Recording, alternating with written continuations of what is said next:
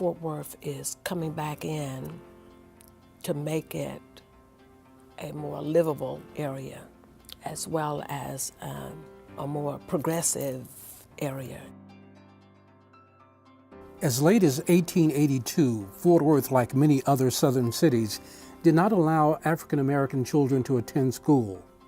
Renting space in area churches was a popular alternative for African American children to gain an education. Henry Butler was credited with establishing the first African American school at the Methodist Church in 1875, where he charged his students 10 cents per day to attend. James A. Cavell was no stranger to the hardships that came with the wrong color of skin. Mr. Cavell was probably most famous for organizing the first Negro public schools in Tarrant County, thanks to his political ally, C.C. Cummings, who was candidate for county judge at the time. After Mr. Cummings was elected judge, he appointed James Cavell to a board governing African American schools in 1877. And even though we had secondhand books, we had first-hand teachers. These were teachers who, many of them had gotten their degrees in Texas at black colleges. James E. Gwynn was a Fort Worth native. Although both of Gwynn's parents were illiterate, they remained very involved in the founding of Southside Colored School. Mr. Gwynn was the first principal of Southside School in 1900 and was also the first black Fort Worth native to serve as principal. Another individual leading the pack in education was none other than Isaiah Milligan Terrell, who taught in Fort Worth for 34 years. During his teaching career, he became the first black principal of the first colored school and also co-founded a state African American Teachers Association. Ella Mae Chamblee was Fort Worth's first African American librarian. When she began her career in 1924, her top priority was to bring books to African American citizens. The Chamblees were very active within the neighborhood.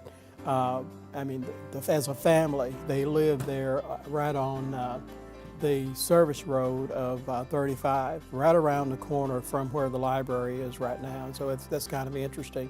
The fact that we were able to rehab the Tommy Tucker building, which has so much history in the community, and connect it to the library, I think is terribly important.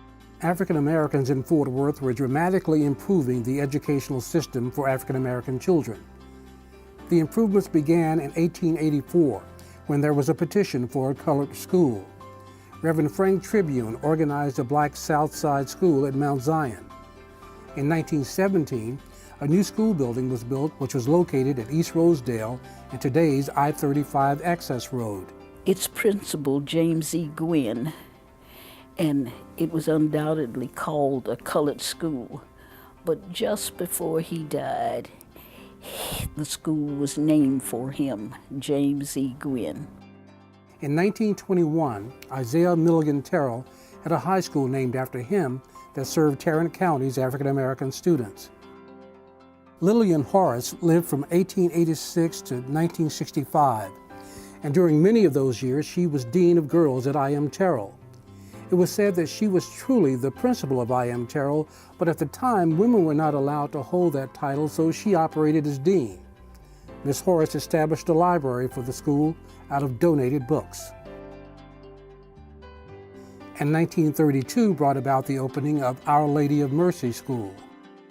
Hazel Harvey Peace is known for being an educator, humanitarian, and community activist. Ms. Peace was very heavily involved across the board in community organization. There are a number of churches that have played a pivotal role in the community. They, when there was no other place to go, there were no community centers. There was segregation. There were all these other issues. The African American church played a phenomenal role and continues to. Mount Gilead was built in 1912 on Grove Street. It is Fort Worth's oldest Baptist African American congregation. Allen Chapel AME was built in 1914 on Elm Street. The architect for the building was the son-in-law of Booker T. Washington. It is among Tarrant County's oldest black churches. Father Dennis came to Fort Worth in 1928 and was assigned pastor of New Mission on Evans Avenue and Verbena Street. In 1929, he built Our Mother of Mercy Catholic Church, which later moved to Terrell Street. And there were a lot of issues that people faced in segregated Fort Worth, and religious leaders certainly played a prominent role in getting us through that. While Father Dennis was fighting for rights of African Americans just outside his church, others were fighting for our freedoms abroad. Claude was one of those smart people, who was industrious, always about studying and trying to do the right thing.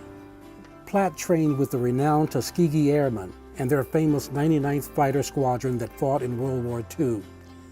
The 99th Fighter Squadron had many decorated airmen, including George T. McCrumbie, the only Fort Worthian in the squadron.